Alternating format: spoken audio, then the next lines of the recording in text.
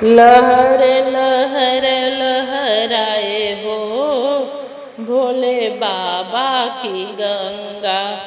लहर लहर लहराए हो भोले बाबा की गंगा।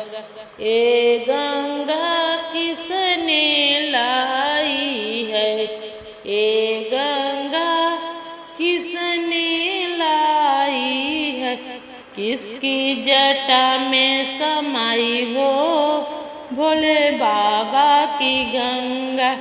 किसकी जटा में समाई हो भोले बाबा की गंगा।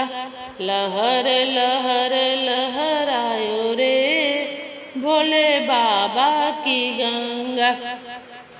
ए गंगा भगीरथ लाए, ए गंगा भगीरथ लाए, भोले की जटा में समाई हो भोले बाबा की गंगा। भोले की जटा में समाई हो भोले बाबा की गंगा। लहर लहर लहराई हो भोले बाबा की गंगा। एक धारा धरती पर छोड़ी, एक धारा धरती पर छोड़ी, नर नारी हर्षाए हो भोले बाबा की गंगा। नर नारी हर्षाए हो भोले बाबा की गंगा।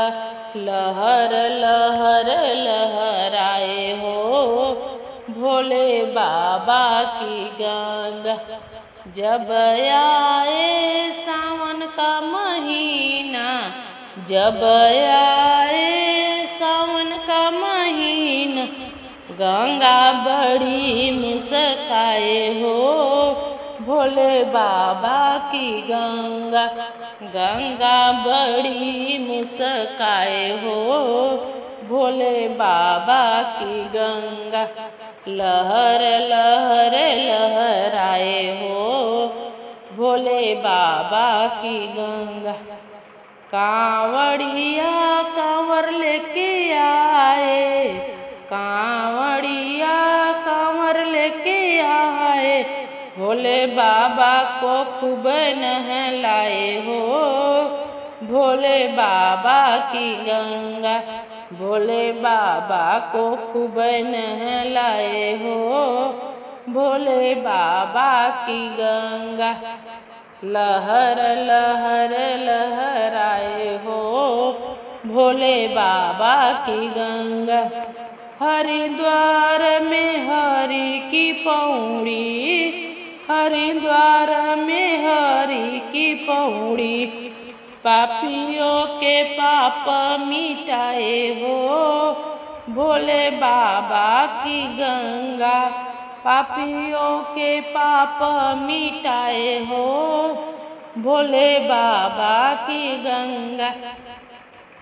लहर लहर लहराए हो भोले बाबा की गंगा। लहर लहर लहराए हो भोले बाबा की गंगा।